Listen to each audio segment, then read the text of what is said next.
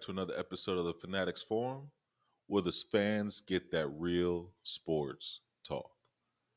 And just real quick, can you share this video, like it, and leave a comment so I can keep giving you guys this content? So for today's topic, we have an interesting topic that I may have a different point of view than most. And that today's topic for this episode is Michigan's sign stealing scandal.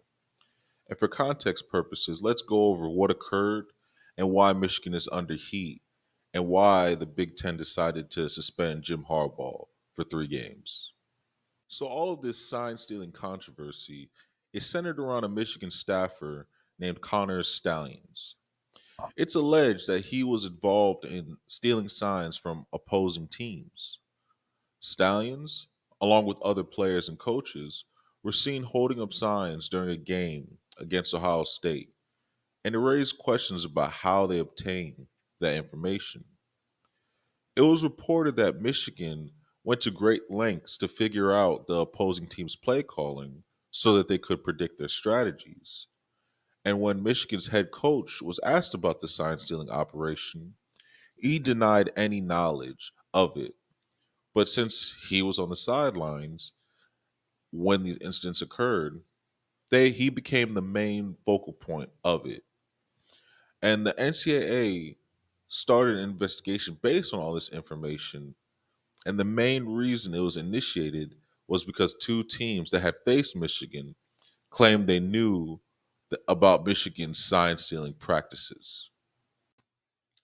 The main controversy that comes up is, did Michigan get an unfair advantage, or was it just simple good game strategy?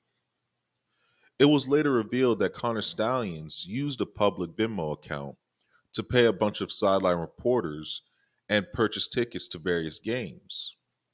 Video evidence found that someone was sitting in a seat purchased by Stalions and was recording the home sideline, which makes things look even worse for Michigan and its staff.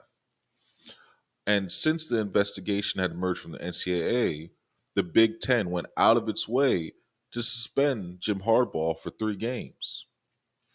The biggest issue I have with this is the timing of the suspension. Michigan is undefeated at the time, and they have Penn State, Ohio State, and Maryland as its final 3 games.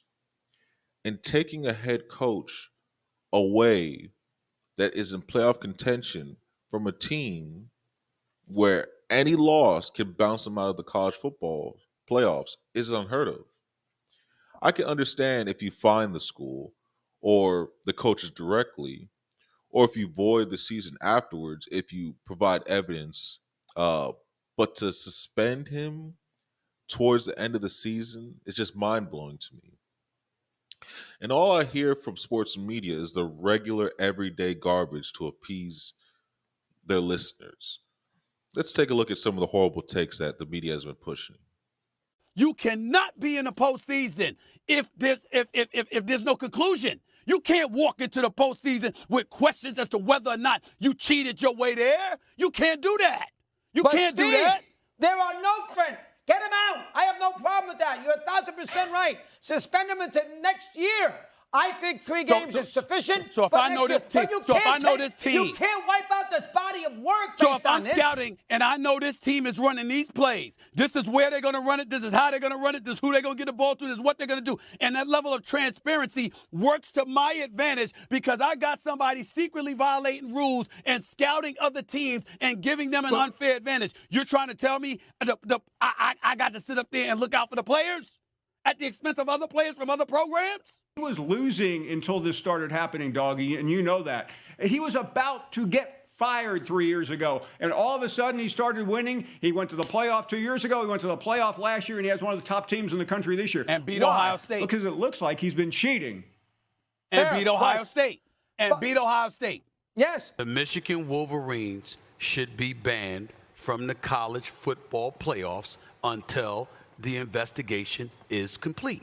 You do not get to go to the college football playoff and rob potentially another institution from getting one of those Final Four spots. If it is open the possibility is open that you may have cheated to get your way there. The fact to the playoffs, no, absolutely not. I agree with you. I mean, Michigan really, P-Mac, Michigan, Molly, and Stephen A., they really want us to believe that this guy was rogue. P-Mac, you said he wanted to impress Harbaugh. Why would he want to impress Harbaugh? That's right.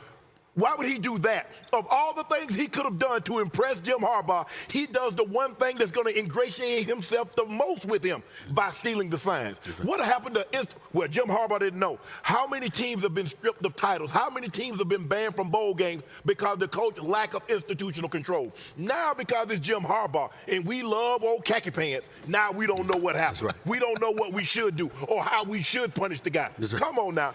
The likelihood out of a big-time institution, somebody going rogue, without the knowledge or the blessing of the head coach is just hard for me to believe. The reason I say these takes are horrible is because everyone is assuming that Jim Harbaugh knew what was going on. And even if he did, nobody up to this point has been able to prove it. So what happened to innocent until proven guilty? Well, that doesn't exist because controversy breeds money. So let's push this scandal and see if we can knock off Michigan. And let's be honest, the media, the College Football Playoff Committee, and the Big Ten love Ohio State. They are the media darlings. That's why they're constantly having their athletes pushed onto us come NFL draft time. You guys remember Eli Apple? All this film told you that he was trash, but the media had you convinced that because he was from Ohio State, that he was a #1 draft pick and a great DB. Even ESPN went so far as to hire his mom for whatever crazy reason. But that showed the level of bias that sports media has for Ohio State. And I'm willing to bet that if Ohio State had been accused of this, then the Big Ten wouldn't dare have come for them like they did Michigan. But what do I know? You don't mess with programs like that and potentially destroy their season off no concrete evidence. Plus, there's no NCAA rule that bans stealing signs. They only prohibit using electronic equipment to record signals and ban off-campus scouting of future opponents. That's the real crime. And if you can't tie it to the head coach, then you shouldn't suspend him, especially after they fired the guy that was involved in the scandal. Plus, the worst part is that the controversy around Michigan and the suspension of Jim Harbaugh didn't even work. They still beat Ohio State and look to be a heavy favorite to win it all. But mark my words, somehow Ohio State will still end up ranked 4 or 3 so they can get another rematch with Michigan for ratings purposes. But all in all, the scandal wasn't a big deal in my opinion. You can hate Michigan all you want, and that's fine. But to prematurely suspend a head coach with no evidence is just wild. And again, if this was Ohio State, nobody would blink an eye and try to do the same.